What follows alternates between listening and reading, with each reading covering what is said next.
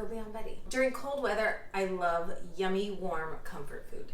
And I did not grow up with Indian food, but I have found it to be one of the most comforting because it's so spicy and savory. And it doesn't have to be spicy hot, but tons of spices give it just that extra warmth that is so delicious this cold time of year. So I have made the easiest, in my mind, saag paneer recipe. So please, if you have the equipment, follow along like I'm doing. I promise it's gonna be the fastest, easiest version, and a big batch that you can freeze and have a delicious, yummy homemade meal. So we're gonna start with grinding a couple of things up in our food processor. The first thing I'm gonna grind up is a bulb of garlic, and if you don't have it in bulbs, you have it frozen, use about 12. And the equal amount of ginger. I know sometimes it says, 3 inches of ginger or 2 teaspoons of ginger. It's really hard to measure that or judge it. So I just want equal parts of both. So I'm gonna put these in the food processor until they're fully super minced. Tom just brought up something. The reason why I probably love saag paneer so much is because I love spinach and artichoke dip. If you're a fan of that, you are gonna love this dish. And if you don't know what paneer is just an Indian cheese. I get this 2-pack at Costco, weighs almost 2 pounds. It's 1.75 pounds. So we are gonna cube this up now into, hard to say what size, because the bigger the cube, the easier for turning it in the skillet and browning it. But the smaller the cube, the easier to eat bite size. So you be the judge of how big of a cube you want. But I might have to do these in batches, and we want to try to brown it on all sides. And even though it's a cheese, it's not going to just melt in your pan. It's a very stiff, firm cheese. So it's going to stay in the block form. I'm going to just stick with a little rectangle. Yes, I probably would like to eat more of a half of this, but it's really hard to brown it on all sides when it's this small. So I'm going to compromise and just keep it kind of as a bigger rectangle, neutral oil and avocado oil on medium-high heat. We're just gonna get these browned. So batch 1 is in there getting very loud and toasty. So this is the color we're looking for. It would be wonderful if they were on all sides, but that's pretty hard to do. Just keep, every time you walk by, try just giving the pan a good shake so you can try to get at least 2 or 3 sides of each piece brown. All right, next step. This is almost a whole bag from Costco. We're gonna get this wilted down, medium-high heat again, but in big bertha. You need something big, and you're gonna have to keep adding it in. That cheese is really sparkly. And mixing around. You just need it wilted. It doesn't need to be like completely mushed or anything. Just cook it down. Dang that cheese. Next, 4 onions. These are just plain yellow onions. I already have the food processor out, so it's gonna help me do the work. I'm just gonna peel this skin off, quarter them, and throw them in the food processor. I want it pretty ground up. It doesn't have to be. It could be bigger dice. It really doesn't matter. But I want things to be easy. I mean, yeah, we take risks in the kitchen, but we also want life to be easy. So keep checking your spinach, turn it, and keep checking the paneer every so often. Okay. I find it easiest to kind of grab in, almost like you're grabbing noodles, and just keep stirring it. It's going to bring some of the hot stuff to the top that's already getting wilted, and it's going to put the other stuff at the bottom. Keep doing that until everything is fully wilted. Make sure these guys are getting nice and brown. And I know they're not completely brown on all sides, but it's good enough for me. I'm going to take these out now and throw in our second batch. All right, working on batch 2. The spinach is good enough. It is pretty much fully wilted. Again, we don't need it to disintegrate. We just need it wilty. So we can turn this off for a minute. Take it out, and we're going to be putting this in the food processor. But it's still a little bit too hot, so I'm going to throw it just back into the pan I had it in for just a few minutes so it cools off for a second, because I need to get the onions in our food processor. So I've added a little more oil to big old Bertha. That we had the spinach in there. Don't worry that there's some spinach in there. It doesn't matter. To that, we're going to add 4 teaspoons of whole cumin. Add that to the oil. Stir it around. Let it get fragrant. It's going to take a few minutes to do that. Once you can start smelling them and some of them are getting a little toasty and bubbly, then you can start adding in your onions. So I only did 1 round so far in the food processor. So this is 2 onions going in. That happens. Round 2. So we're going to let our onions cook for about 5 minutes by themselves before we start adding our other things. So it's definitely a recipe that you need to prep everything out ahead of time. You need to have all your stuff out because it goes very quickly. Most Asian food is very similar. There's a lot of ingredients, a lot of flavors, a lot of textures, and it's all about timing. Now we can puree our spinach. It's hard to believe that an entire giant bag from Costco, get on there, wilts down to this much, which is not very much, but that's okay. I don't need the liquid, so I'm actually not going to pour that liquid in there. We don't need it. We could. I'm not saying it'll be bad, but we don't need it. Why is that, you ask, Tom? This dish is all about heavy cream or coconut milk. So do we need spinach liquid? No, we don't. All right, blitz this up. Son of a bee.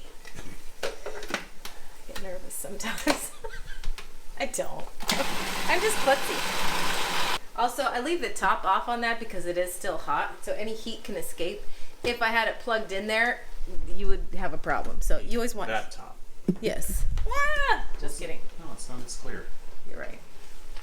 All right, our onions are translucent. We're now going to add our equal parts of garlic and ginger, about a whole bulb of garlic and lots of ginger.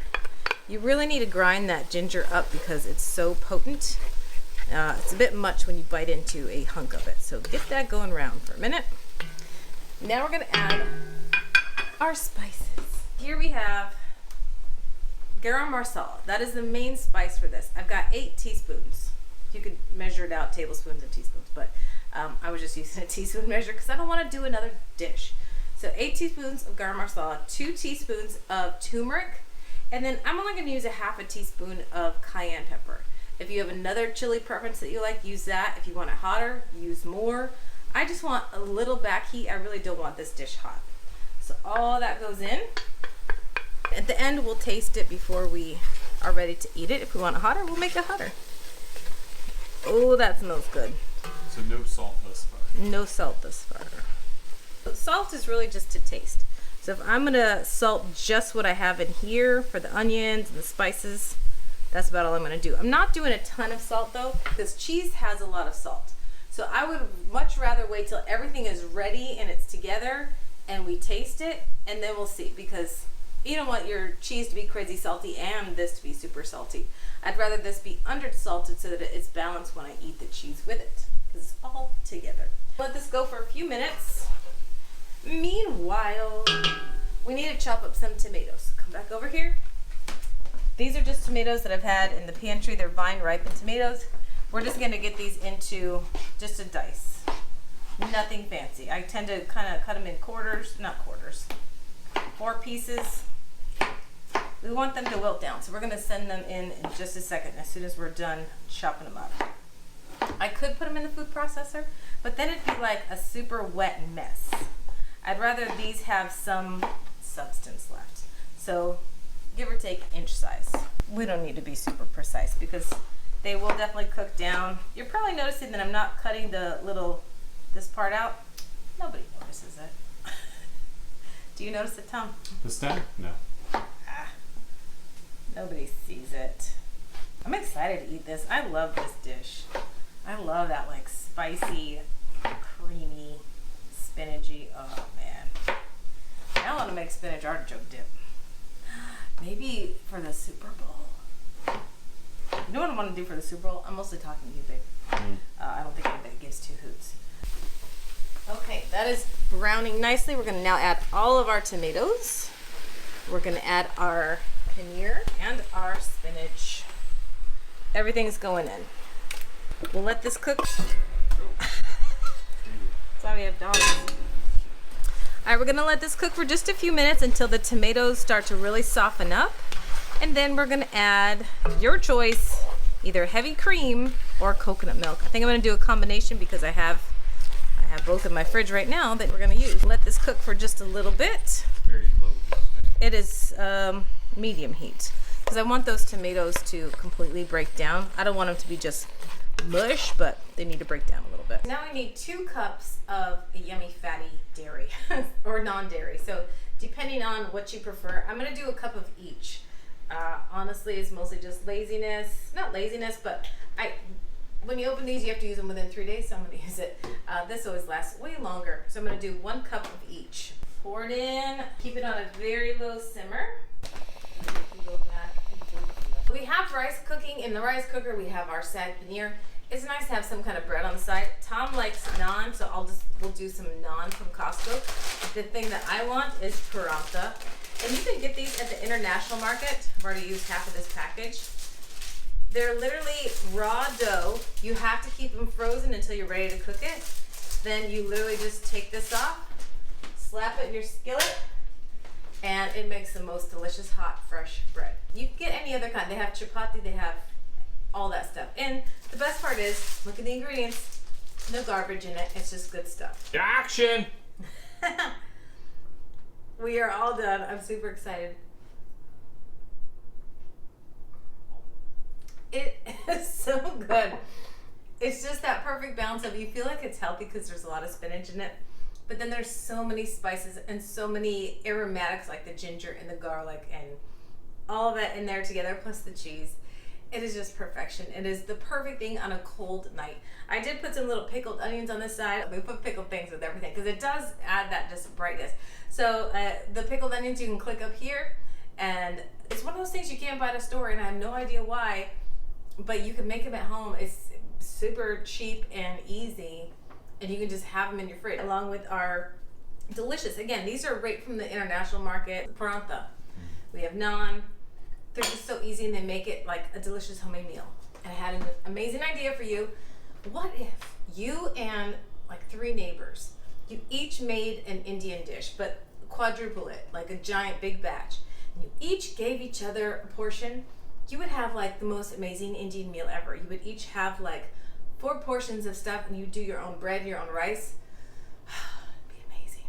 Great things. Let me know if you want to see more international cuisine, because we do love cooking a lot of Asian dishes and just new things. But at this time of year, I'm all about this delicious, warm, creamy, savory business. So thank you for joining me at Go Beyond Betty, where you are taking whisks in the kitchen. We'll see you next time. Bye.